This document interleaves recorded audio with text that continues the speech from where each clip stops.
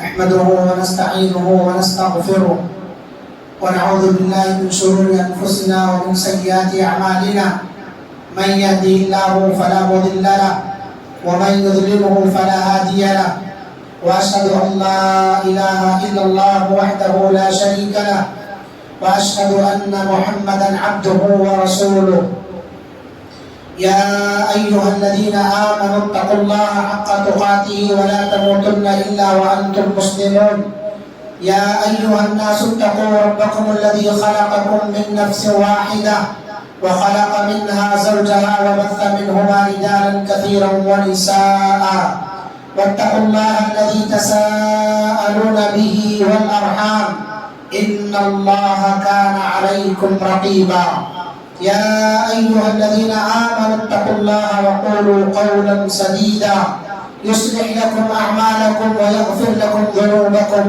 ومن يطع الله ورسوله فقد فاز فوزا عظيما أما بعد فإن خير الحديث كتاب الله وخير الهدي هدي محمد صلى الله عليه وسلم وشر الأمور محدثاتها وكل محدثة بدعة وكل بدعة ضلالة وكل ضلالة في النار فأعوذ بالله السميع العليم من الشيطان الرجيم من همزه ونفخه ونفثه بسم الله الرحمن الرحيم إن عدة الشهور عند الله 12 شهرا في كتاب الله يوم خلق السماوات والأرض منها 4 حرم ذلك الدين القيم فلا تظلموا فيهن أنفسكم. حاضرین جمعہ، بزرگوں، نوجوانوں، عزیز بچوں اور پردہ نشین اسلامی ماؤں اور بہنوں، ہم جس مہینے میں سانس لے رہے ہیں یہ مہینہ حرمت والے مہینوں میں سے رجب کا مہینہ ہے۔ اللہ رب العالمین نے سورہ توبہ کی آیت نمبر 36 کے اندر ارشاد فرمایا، اللہ تعالیٰ کے نزدیک مہینوں کی گنتی اللہ کی کتاب میں اسی دن سے 12 ہے جس دن اس نے آسمان اور زمین کی تخلیق فرمائی۔ منہا 4 حرم، ان میں سے 4 مہینے حرمت والے ہیں، لہذا اللہ تعالیٰ نے حکم دیتے ہوئے فرمایا ان مہینوں کے اندر اپنی جانوں پر ظلم نہ کرو۔ اللہ کے رسول صلی اللہ علیہ وسلم نے اس کی مزید وضاحت فرمائی کہ وہ حرمت والے مہینے کون کون سے ہیں۔ حضرت ابو بکر رضی اللہ عنہ حدیث کے راوی ہیں، صحیح بخاری کی روایت ہے، آپ صلی اللہ علیہ وسلم نے فرمایا السنۃ 12 شہر، سال 12 مہینے کا ہوتا ہے اور ان 12 مہینوں میں 4 مہینے حرمت والے ہیں، 3 متوالیات، 3 مہینے تو پیدر میں آتے ہیں، ذوالقعدہ، ذوالحجہ و محرم، ورجب مضر الذي بین جمادى و شعبان، اور 4تھا مہینہ جو ہے وہ رجب کا مہینہ ہے جو جمادى الاخری اور شعبان کے درمیان میں آتا ہے۔ اللہ کے رسول صلی اللہ علیہ وسلم نے اس حدیث کے اندر رجب کے مہینے کی قبیلے مضر کی طرف نسبت فرمائی۔ اس کی کیا وجہ ہے؟ دوسرے اور مہینوں کی کسی قبیلے کی طرف نسبت نہیں ہے۔ اس حدیث میں آپ صلی اللہ علیہ وسلم نے مضر قبیلے کی طرف رجب کے ماہ کی نسبت اس لیے کی ہے کیونکہ قبیلے مضر بنسبت دیگر قبیلوں کے رجب کے مہینے کی تعظیم میں نہایت مبالغہ سے کام لیا کرتا ہے۔ یہ قبیلہ اس ماہ کی تعظیم بڑی مبالغہ آرائی سے کیا کرتا تھا، اسی لیے اس کا نام ہی پڑ گیا رجب المضر۔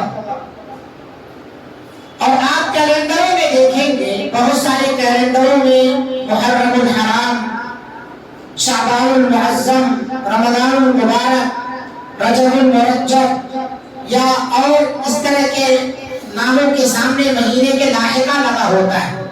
تو یہ جو الحرام ہے، المعظم ہے، المرجب ہے، اس کا کہیں قرآن اور حدیث سے کوئی ثبوت نہیں ہے، بس لوگوں نے اپنے معنی کے حساب سے اس کا لاحقہ لگایا، قرآن اور حدیث سے اس کا کوئی ثبوت نہیں ہے۔ تو رجب یہ مضر قبیلے کی طرف منسوب اس لیے ہے کیونکہ اس کی تعظیم وہ حد سے زیادہ کیا کرتے تھے، اور اسی کو اللہ تعالیٰ نے فرمایا فَلَا تَظْلِمُوا فِيهِنَّ أَنفُسَكُمْ، اپنی جانوں پر ظلم نہ کرو بلکہ اس ماہ کی تعظیم کرو، اس ماہ کی حرمت اور اس کی تقدس کا خیال رکھو۔ رجب کے معنی ہے، یہ جو لفظ رجب ہے یہ عربی لفظ ہے جس کے معنی ترجیب کے یعنی تعظیم کرنے کے، اور زمانے جاہلیت میں لوگ اس کی تعظیم کیسے کرتے تھے؟ جب یہ مہینہ انہیں ملتا تھا تو زمانے جاہلیت میں لوگ اس کی تعظیم کرتے تھے، اس ماہ کے اندر خصوصیت کے ساتھ وہ ایک رسم ادا کرتے تھے جسے رسم عتیرہ کہا جاتا ہے۔ یہ رسم عتیرہ اپنے بتوں کے نام پر جانور ذبح کرنے کا عمل ہے۔ مشرکین خصوصیت کے ساتھ اس ماہ میں اپنے بتوں کے نام پر جانور لے جا کر کے قربان کرتے تھے، مگر جب اسلام آیا تو اسلام نے اس کی حرمت اور تقدس کو تو برقرار رکھا، مگر اس میں کی جانے والی جو شرکیہ رسم تھی، غیر اللہ کے نام پر جانور ذبح کرنے کی، بتوں کے نام پر جانور ذبح کرنے کی، اسلام نے اس چیز کو حرام قرار دیا۔ اللہ کے رسول صلی اللہ علیہ وسلم نے فرمایا لا فرع ولا وتیرہ، اسلام کے اندر نہ تو فرع ہے اور نہ ہی وتیرہ۔ فرع کیا ہے؟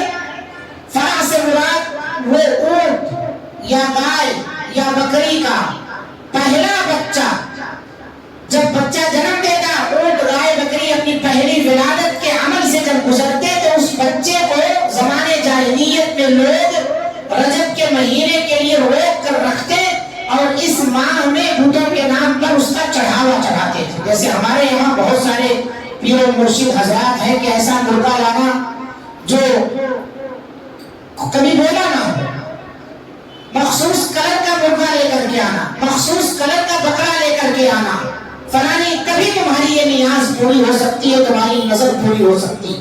تو یہ ایک جاہلی رسم ہے جو زمانے جاہلیت میں انجام دی جاتی تھی۔ اسلام نے منع کیوں کیا اس رسم سے؟ اس لیے منع کیا ہے کیونکہ یہ غیر اللہ کے نام پر قربانی دی جاتی تھی اور غیر اللہ کو خوش کرنا مقصد ہوتا تھا۔ اللہ تعالیٰ نے قرآن مجید کے اندر ارشاد فرمایا حرمت علیکم المیتۃ والدم ولحم الخنزیر وما اہل لغیر اللہ بہ، تمہارے اوپر مردار حرام قرار دیا گیا ہے، خون حرام قرار دیا گیا ہے، دم فاسد جسے کہا جاتا ہے یا دم مسفور، جانور ذبح کرتے وقت جو خون جانور کے گلے سے کٹ کے نکلتا ہے وہ خون کا کھانا حرام ہے، اس کی خرید و فروخت، اس کا کاروبار حرام ہے کیونکہ وہ انسانی صحت کے لیے ضرر رساں ہے، مگر بہت سارے لوگ اس خون کو روک لیتے ہیں اور روک کر کے لوگوں کے اندر بیچتے ہیں اور بہت سارے حضرات اسے کھاتے جبکہ یہ حرام چیز ہے۔ ولحم الخنزیر، خنزیر کا گوشت بھی حرام ہے۔ وما اہل لغیر اللہ بہ، اور وہ جانور جو غیر اللہ کے نام پر ذبح کیا گیا ہو، اللہ کے علاوہ جس جانور پر نام لے کر کے ذبح کیا گیا ہو۔ مشرکین لات اور عزا کے نام پر جانور ذبح کیا کرتے تھے، مشرکین اپنے معبودوں کے اور بتوں کے نام پر جانور ذبح کیا کرتے تھے ان کو راضی کرنے کے لیے۔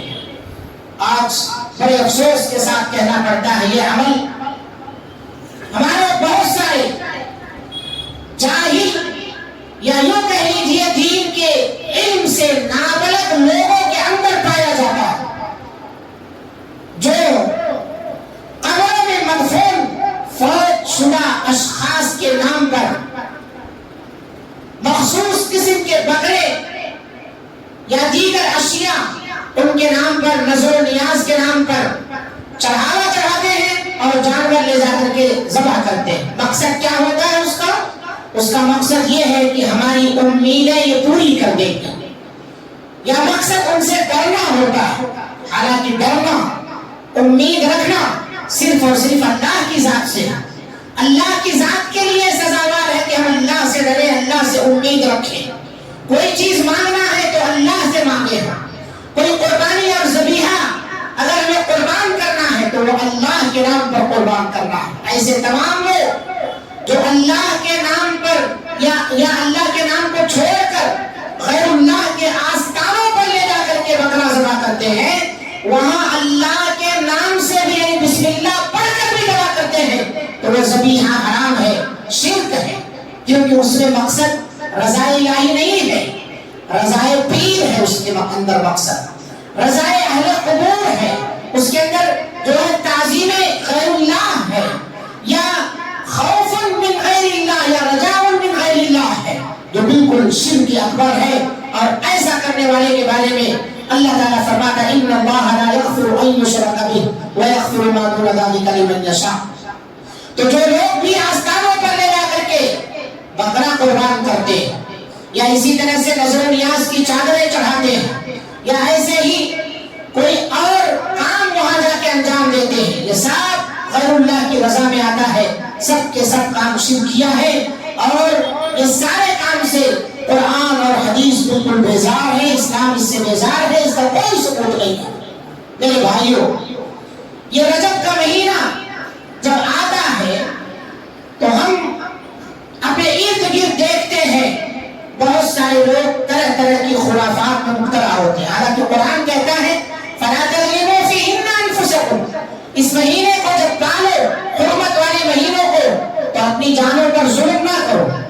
ظلم کیا ہے کہ ایک ظلم تو وہ ظلم ہے ان الشرک لظلم عظیم، کہ تم شرک سے باز رہو، اپنے آپ کو گناہوں سے باز رکھو، اور دوسرا یہ ہے بدعات اور خرافات جو دین کا حصہ نہ ہو، اسے دین سمجھ کر کے آپ انجام دیں، اسے کار خیر اور ثواب کا ذریعہ سمجھ کر کے انجام دیں، یہ ساری کی ساری چیزیں اس ظلم میں شامل ہیں۔ لہذا اللہ رب العالمین فرماتا ہے فَلَا تَظْلِمُوا فِيهِنَّ أَنفُسَكُمْ، یہ حرمت والے مہینوں کے اندر خصوصیت کے ساتھ اپنے آپ کو ظلم سے بچاؤ، گناہ کے کاموں سے بچاؤ، شرک و بدعات سے بچاؤ۔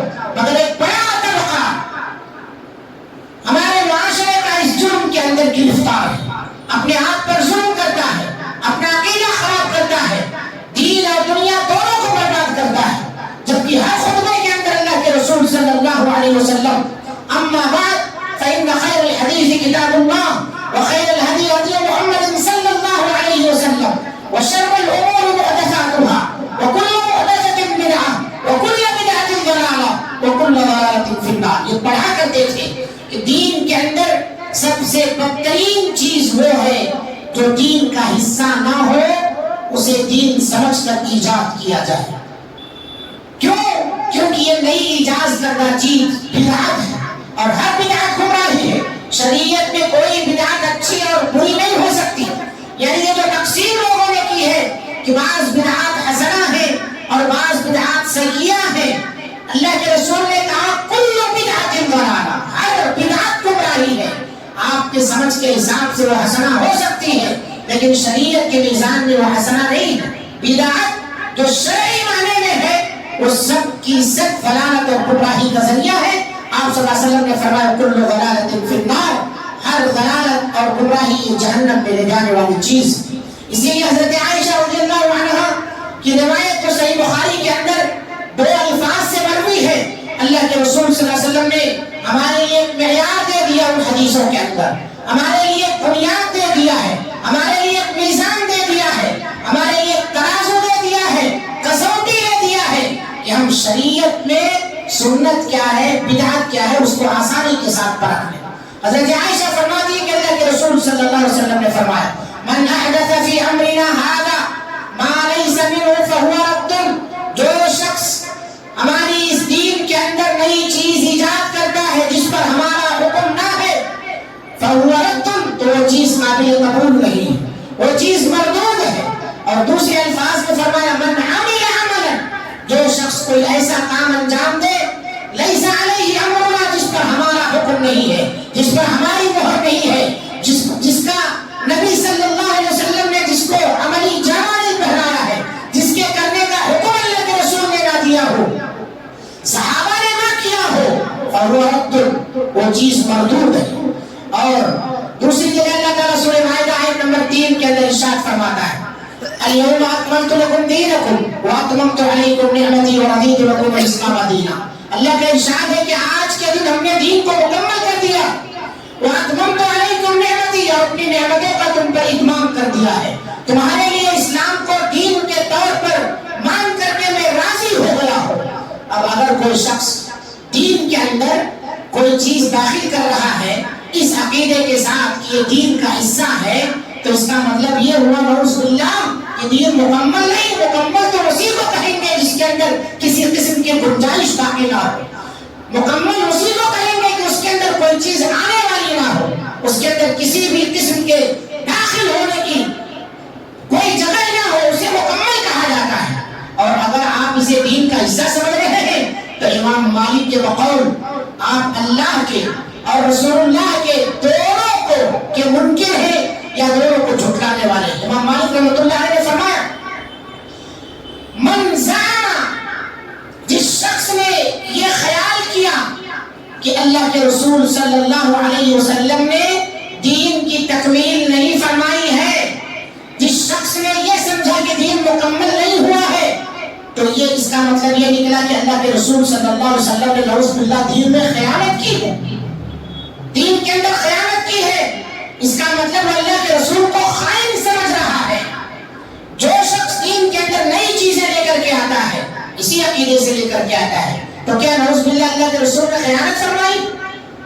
امام مالک کہتے ہیں جو چیز نبی کے دور میں دین نہیں تھی ولا یکون اليوم دینا، وہ چیز آج بھی دین نہیں ہو سکتی ہے. آج ہمارے بھائیوں کی طرف نظر ڈالے تو کتنی بدعات کے لوگ شکار ہیں. اس ماہ کے اندر طرح طرح کی بدعت ہے.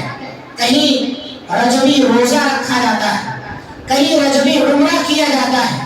اس ماہ کے اندر کہیں رجبی نمازیں پڑھی جاتی ہیں مخصوص کیفیات کے ساتھ. اس ماہ کے اندر کہیں 22 رجب کے کوڑے بھرے جاتے ہیں، اور اسی ماہ کے اندر بی بی فاطمہ الزہرا رضی اللہ عنہا کے نام کا زہر بھرا جاتا ہے جو مشروط طریقے سے مشروط لوگوں کو کھلایا جاتا ہے. جبکہ اللہ کے رسول صلی اللہ علیہ وسلم نے فرما دیا کہ من احدث فی امرنا ھذا ما لیس منہ فہو رد. جو چیز اس دین کے اندر جو شخص بھی کوئی چیز ایجاد کرتا ہے اس پر ہمارا حکم نہیں ہے تو پھر وہ عمل قابل قبول نہیں ہے.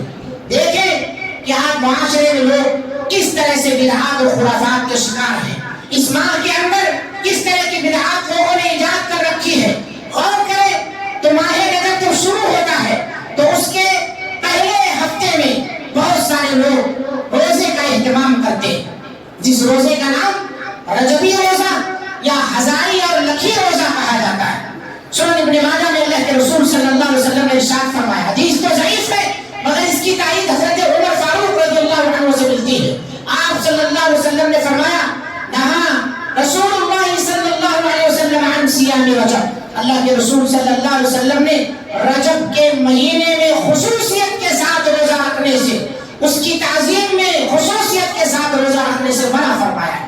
عمر فاروق رضی اللہ عنہ کا عمل اس کی تائید کے طور پر. عمر فاروق رضی اللہ عنہ کا عمل مصنف ابن ابی شیبہ کے اندر موجود ہے. کوئی آدمی ماہ رجب میں خصوصیت کے ساتھ اس کی تعظیم کی خاطر روزہ رکھتا تو عمر فاروق رضی اللہ عنہ اس آدمی کے سامنے کھانا لا کر کے رکھ لیتا اور اسے کوڑے سے مارتے اور کہتے کلو، کھاؤ کھاؤ. یہ ایسا مہینہ ہے جس کی تعظیم جاہلیت میں بھی لوگ کیا کرتے تھے اور تم جو ہے اس میں خصوصیت کے ساتھ کچھ عبادات انجام دے رہے ہو. یہ اس کی تعظیم کا طریقہ نبی کا طریقہ نہیں ہے. تو اس ماہ کے اندر خصوصیت کے ساتھ کوئی روزہ نہیں رکھنا ہے اور نہ کوئی خصوصی عبادت کرنی ہے. اور ایسے ہی اس ماہ کے اندر بہت سارے لوگ پہلے جمعہ کی رات کو ایک خود ساختہ نماز ادا کرتے ہیں جس نماز کا نام صلاۃ الرغائب، امیدوں کو پوری کرنے والی نماز. ایک رات مختصر وقت میں پوری عمر بھر میں آپ نماز میں پڑھ لو تو جو دعا مانگیں گے آپ ساری مرادیں آپ کی پوری ہو جائیں گی، ساری دعائیں آپ کی پوری ہو جائیں گی. یہ جھوٹ بن کر اللہ کے رسول صلی اللہ علیہ وسلم نے نہیں دیا ہے. یہ اللہ کے رسول صلی اللہ علیہ وسلم کا طریقہ اور سنت نہیں ہے. فمن رغب عن سنتی فلیس منی، جو ہمارے طریقے سے منہ کرنے سے نہیں. کس طرح سے نماز ادا کی جاتی ہے؟ اس کی خاص کیفیت، اس کا طریقہ یہ ہے کہ جو شخص رجب کی پہلی جمعرات کے دن روزہ رکھے اور پھر جمعہ کی رات مغرب اور عشاء کے درمیان 12 رکعت دو کر کے نماز ادا کرے اور اس کے اندر سورہ فاتحہ کے بعد 33 مرتبہ سورہ قدر، 12 مرتبہ سورہ اخلاص، اور جب نماز سے فارغ ہو جائے تو 70 مرتبہ درود پڑھے، خاص درود اللہم صلی علی محمد والنبی الامی وعلی آلہ. پھر سجدے میں چلا جائے اور 70 مرتبہ سبوح قدوس رب الملائکۃ والروح پڑھے، اور پھر اس کے بعد سر اٹھائے سجدے سے تو کہے اللہم اغفر وارحم وتجاوز عما تعلم انک انت العزیز العلیم. اس کے بعد پھر اس طرح سے دوسرا سجدہ کرے اور اسی کیفیت کے ساتھ اس کو مکمل کرے تو یہ نماز پڑھنے کے بعد جو بھی وہ دعا مانگے گا اس کی دعا قبول ہوگی. پھر صحابہ کرام کو تہجد گزاری کرنے کی کیا ضرورت تھی؟ اللہ کے رسول صلی اللہ علیہ وسلم کو اپنے پاؤں میں ورم لانے، یہاں تک کہ حضرت عائشہ رضی اللہ عنہا کو اپنے شوہر کے پیروں میں ورم اور پھٹن کو دیکھ کر کے آنکھوں میں آنسو آ جاتے اور کہتے کہ آپ اتنی نمازیں کیوں پڑھتے ہیں جبکہ آپ کے اگلے پچھلے تمام گناہ اور لغزشات تک معاف. وہ کہتے ہیں عائشہ افلا اکون عبدا شکورا، کیا میں اللہ کا شکر گزار بندہ نہ بن جاؤں؟ امت کے لیے اتنے لمبے لمبے سجدے اللہ کے رسول نے کیوں کیے؟ غزوہ بدر میں آپ صلی اللہ علیہ وسلم سجدہ ریز کیوں ہو کر کے گڑگڑائے کہ اے اللہ یہ مٹھی بھر جماعت اگر آج کے دن ماری گئی تو پھر اس روئے زمین پر تیرا کوئی نام لینے والا نہ ہوگا. یہ جادو کے منتر کیا اللہ کے رسول صلی اللہ علیہ وسلم کے علم میں نہیں تھا؟ کیا اللہ رب العالمین اپنے نبی صلی اللہ علیہ وسلم کے بارے میں نہیں جانتا تھا کہ میرے محبوب کو طائف میں مارا جائے گا، میرے محبوب کے غزوہ احد میں دانت شہید کیے جائیں گے، چہرہ زخمی کیا جائے گا، مسلمانوں کے لوگ 70 لوگ جو ہے شہید کیے جائیں گے؟ پھر یہ نمازیں کہاں چلی گئی تھی؟ کہاں چلی گئی تھی یہ نمازیں کہ مراد پوری ہو جائے، کافر نندوں میں شکست کھا جائے؟ کہاں چلی گئی تھی؟ اس کا پتہ چلتا ہے کوئی ثبوت نہیں ہے اس کا شریعت سے. یہ سب ایک پرست ملانے لوگوں کا کام ہے، یہ من گھڑت چیزیں ہیں. اسی لیے حافظ ابن حجر رحمۃ اللہ علیہ لکھتے ہیں کہ ماہ رجب کے تعلق سے اور اس کی فضیلت اور اس میں خاص عبادت کے تعلق سے جو حدیثیں آتی ہیں وہ 2 طرح کی ہیں. خلاصہ کلام انہوں نے پیش کیا، وہ 2 طرح کی حدیثیں ہیں، یا تو وہ ضعیف ہیں یا پھر وہ موضوع و من گھڑت ہیں. پتہ چلا کہ رجب کی فضیلت کے تعلق سے، اس ماہ میں خصوصی عبادت کے تعلق سے ایک بھی حدیث صحیح نہیں ہے. اور جو آدمی اس طرح کا کوئی خاص عمل کرتا ہے اس ماہ کے اندر اس کا عمل بھی صحیح نہیں ہے. من عمل عملا لیس علیہ امرنا فہو رد. جو آدمی کوئی ایسا عمل کرے جس پر ہمارا حکم نہ ہو فہو رد، تو وہ عمل ناقابل قبول ہے اللہ کے دربار میں. اسی طرح سے ایک تیسری بدعت اس ماہ کے اندر انجام دی جاتی ہے کہ اس ماہ میں اکثر لوگ عمرہ کرنے کے لیے جاتے ہیں. آپ دیکھیں حرم اس وقت بالکل کھچا کھچ بھرا ہوا ہے. ماہ ربیع الاول، ماہ رجب اور ماہ رمضان، رمضان کی تو فضیلت ہے لیکن ربیع الاول میں اللہ کے رسول کی ولادت ہے، اور ماہ رجب میں ایک خاص قسم کا شیعوں نے ایک قصہ پڑھا ہے، اس سے بہت سارے ہمارے سنی مسلمان بھی مرہون ہو کر کے یا مرحوم ہو کر کے خانہ کعبہ کا اس ماہ میں خصوصیت کے ساتھ عمرہ کی غرض سے سفر کرتے ہیں. اگر یہی نیت ہے تو پھر ان کا عمرہ بھی قبول نہیں، کیونکہ مقصد رضائے الہی نہیں ہے بلکہ مقصد رضائے پیر ہے، مقصد جو ہے رضائے شخص ہے، مقصد رضائے اللہ نہیں ہے. لہذا اس ماہ کے اندر جو عمرہ کرنے جاتے ہیں اسے رجبی عمرہ کیا جاتا ہے. جائزہ لیا جائے تو اللہ کے رسول صلی اللہ علیہ وسلم کی اس ماہ میں عمرہ کے خصوصیت کے ساتھ ادائیگی کی کوئی بھی اس کے فضیلت میں ایک حدیث بھی وارد نہیں. اور نہ تو آپ صلی اللہ علیہ وسلم نے خود اس ماہ میں کوئی عمرہ کیا. اگر فضیلت ہوتی تو اللہ کے رسول کا بھی تو کوئی عمرہ ثابت ہونا چاہیے تھا اس ماہ میں. آپ صلی اللہ علیہ وسلم نے اپنی زندگی میں جتنے بھی عمرے کیے ہیں تاریخی روایات کے اعتبار سے اختلاف کے ساتھ 4 یا 5 عمروں کا تذکرہ ملتا ہے آپ کی پوری زندگی میں. آپ صلی اللہ علیہ وسلم نے وہ سب کے سب ذوالقعدہ کے مہینے میں کیے، اور ایک عمرہ آپ صلی اللہ علیہ وسلم نے حج کے ساتھ ماہ ذوالحجہ میں کیا ہے. اگر فضیلت تھی تو اللہ کے رسول صلی اللہ علیہ وسلم نعوذ باللہ کیا فضیلت والا کام چھوڑ دیتے؟ یا صحابہ کرام اس مال و خصوصیت کے ساتھ عمرہ کرنا چھوڑ دیتے؟ ہندوستان اور پاکستان کے مسلمانوں کو یہ الگ سے وحی آتی ہے، قبروں سے مردے وحی کرتے ہیں انہیں کہ ہاں اس ماہ کی فضیلت یہ ہے۔ اللہ اکبر، نعوذ باللہ، یہ سب کے سب خرافات ہیں، ہمیں اس سے بچنا چاہیے۔ اس ماہ کے اندر ایک بدعت، 22 رجب کو حضرت امام جعفر صادق کے نام کا کوڑا بھرا جاتا ہے۔ اور امام جعفر صادق یہ کون ہے جانتے ہیں آپ؟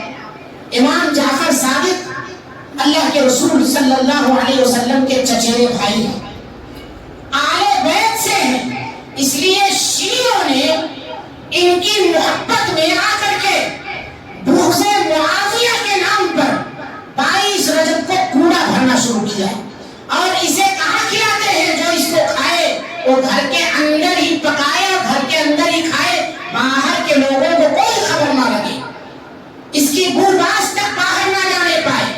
یہ جو کوڑا کھیر پوریاں بنا کر کے اندر ہی کھایا جاتا ہے، ظاہر سی بات ہے گناہ کی تعریف جب پوچھی گئی آپ صلی اللہ علیہ وسلم نے تو آپ نے یہی بتایا وَالْإِثْمُ مَا حَاكَ فِي نَفْسِكَ، گناہ وہ ہے جو تمہارے دل میں کھٹکے، اور دوسری اس کی پہچان یہ ہے کہ جسے تمہیں کوئی کرتا ہوا دیکھ نہ پائے، تمہیں برا لگے کہ کوئی اس سے آگاہ ہو، اس لیے چوری چھپے چوری کا کام کیا جاتا ہے۔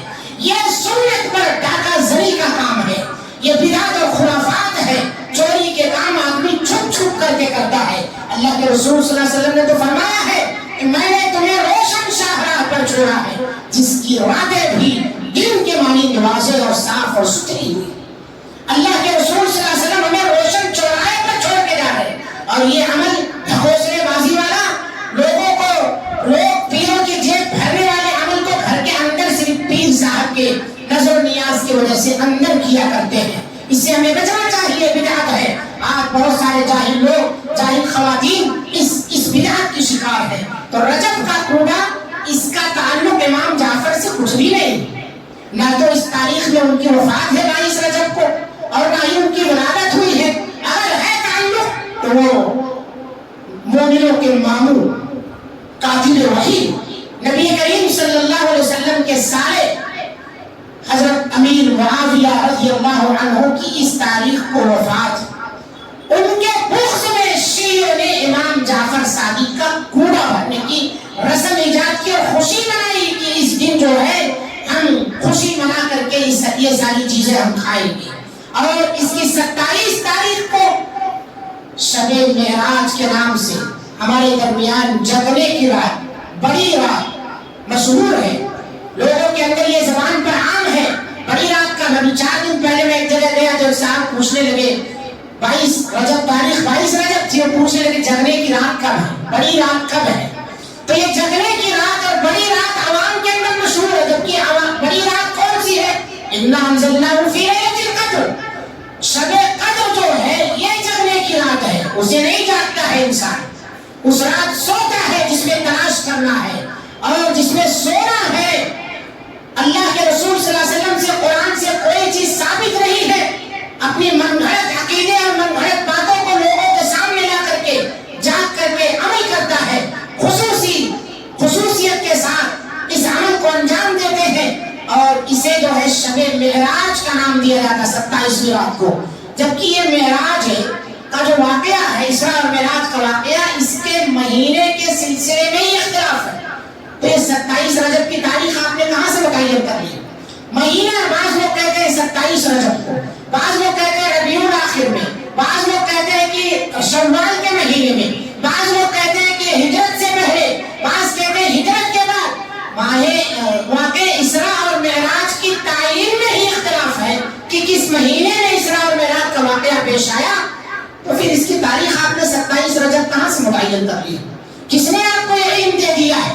تاریخ میں تو اختلاف ہے، پتہ چلا کہ یہ بھی غلط عقیدہ ہے اور یہ بھی غلط رسم ہے جو جاہل لوگوں نے، نادان قسم کے لوگوں نے ایجاد کر لیا ہے، سب کھانے پینے کے بہانے، سب بدعیہ رسم و رواج ہے۔ من عمل عملا لیس علیہ امرنا فہو رد، اس حدیث سے اس کا پوسٹ مارٹم کر دیا جائے۔ اور اسی طرح سے بی بی فاطمہ کا سحنت، یہ کے اندر انجام دیا جاتا ہے، اس کا بھی بڑا مسئلہ ہے۔ یہ سب جو ہے ہندوستان کے اندر داستان عجیب کے نام سے قصے کہانیوں کی کتاب ملتی ہے منشی جمیل احمد جمیل کی، اس میں انہوں نے رجب کے کنبوں کی کہانی، بی بی فاطمہ کے سہلت کی کہانی، یہ سب داستان عجیب کے نام ہی دیکھیے، داستان عجیب، داستان عجیب، تو یہ اس کے نام سے کتاب موجود ہے، یہ پڑھ پڑھ کے سنایا جاتا ہے اور پھر اس کے اوپر جو احکام بنائے جاتے ہیں اس پر عمل کیا جاتا ہے۔ یہ جو حضرت فاطمہ رضی اللہ عنہا کے نام کا نظر یا ان کا سہلت تیار کیا جاتا ہے، اس میں بھی بات شروط ہے، وہ کیا ہے کہ اس سہلت کو کوئی مرد نہ کھائے، کھائے تو صرف اور صرف عورتیں ہی کھائیں، اور عورتوں میں وہ عورت نہ کھائے جو کنیز ہو، یعنی جو کنواری ہو، شادی شدہ کھائے، شادی شدہ میں وہ شادی شدہ عورت نہ کھائے جس نے دوسرا شوہر کیا ہو، وہ عورت نہ کھائے، اور اسی طرح سے اس کے اندر خاص قسم کی ترکاریاں شامل ہونی چاہیے، مسور کی دال اور دوسری بہت ساری ایسی ترکاریوں کا نام لوگ لیتے ہیں، خصوصیت کے ساتھ یہ ہو۔ اللہ کے رسول صلی اللہ علیہ وسلم نے فرمایا ما بال اقوام یشترطون کذا و کذا، لوگوں کو کیا ہو گیا ہے کہ وہ ایسی اور ایسی شرطیں لگاتے ہیں جو کہ کتاب اللہ میں نہیں۔ یہ سب داستان عجیب ہے، عجیب غریب طرح کے داستان ہیں، اور اس ملک کے اندر کوئی بعید نہیں۔ یہاں جو ہے گوبروں سے، گائے کے پیشاب سے، ناپاک چیزوں سے دوائیاں تیار ہو رہی ہیں، لوگوں کے شفا یابی کا خبیث چیزوں کے اندر ذریعہ تلاش کیا جا رہا ہے، یہ تو بہت دور کی بات ہو گئی ہے۔ لہٰذا ہمیں ان تمام چیزوں سے اجتناب کرنا چاہیے۔ ہمارا پیغام یہی ہے آج کے اس خطبہ جمعہ سے کہ لوگوں اللہ کی کتاب کی طرف آ جاؤ، ان خباثتوں سے اپنے آپ کو بچاؤ گے، نبی کی سنت کی طرف آ جاؤ، یہ دین مکمل ہو گیا ہے، اس کے اندر سید لگانے کی کوشش نہ کرو، بدعات اور خرافات سے اپنے آپ کو بچا لو، شرک سے، شرکیہ اعمال سے اپنے آپ کو بچا لو، ورنہ زلزلے اور طرح طرح کی مختلف قسم کی بیماریوں کا شکار ہو جاؤ گے۔ اگر اپنے آپ کو ان خرافات اور رسم و رواج سے نہ بچائے تو پھر اللہ رب العالمین تمہیں عذاب میں مبتلا کرنے، بیماریوں میں مبتلا کرنے، قحط سالی نازل کرنے کے لیے اللہ کے یہاں کوئی دیر نہیں ہے، کیونکہ ان اللہ لا یغفر ان یشرک بہ ویغفر ما دون ذلک لمن یشاء۔ محترم میرے عزیز مسلیان، میری مائیں اور بہنیں، جو بھی بدعی اور شرکیہ کاموں میں مبتلا ہے، اللہ سے توبہ کرو، اللہ کی طرف آ جاؤ، توحید ہی تمہارے لیے کامیابی اور نجات کا ذریعہ ہے۔ من گھڑت رسم و رواج کے پیچھے نہ پڑو، کتاب اللہ اور سنت رسول اللہ کو اختیار کر لو۔ اللہ کے رسول صلی اللہ علیہ وسلم نے فرمایا لن تضلوا ما تمسکتم بہما کتاب اللہ و سنتی، پھر تمہیں کوئی گمراہ کر نہیں سکتا، کوئی طاقت تمہارا بال باقا نہیں کر سکتی ہے۔ اللہ کی کتاب کی طرف آ جاؤ۔ اللہ سے دعا ہے مولا کریم ہم تمام لوگوں کو ہر طرح کے بدعات اور خرافات سے محفوظ فرما، رب العالمین ہمیں قرآن اور سنت کے مطابق زندگی گزارنے کی توفیق عطا فرما۔ اس ماہ کے اندر جو بدعیہ رسمیں لوگوں نے ایجاد کر لی ہیں، اللہ رب العالمین انہیں صحیح سمجھ عطا فرما، انہیں ان اعمال سے توبہ کی توفیق عطا فرما۔ رب العالمین ہم تمام کو سنت کے مطابق اپنی زندگی گزارنے کی توفیق عطا فرما۔ ہمیں جو بیمار ہیں تمام بیماروں کو شفاء عاجلہ کاملہ عطا فرما، ہر ایک کی پریشانیوں کو اللہ دور فرما۔ ہمیں دنیا کے اندر جب تک زندہ ایمان اور اسلام کی حالت پر زندہ رکھ، جب خاتمہ فرما تو خاتمہ بالخیر عطا فرما۔ آمین۔ اقول قولی هذا واستغفر الله لي ولكم ولسائر المسلمين فاستغفروه انه هو الغفور الرحيم۔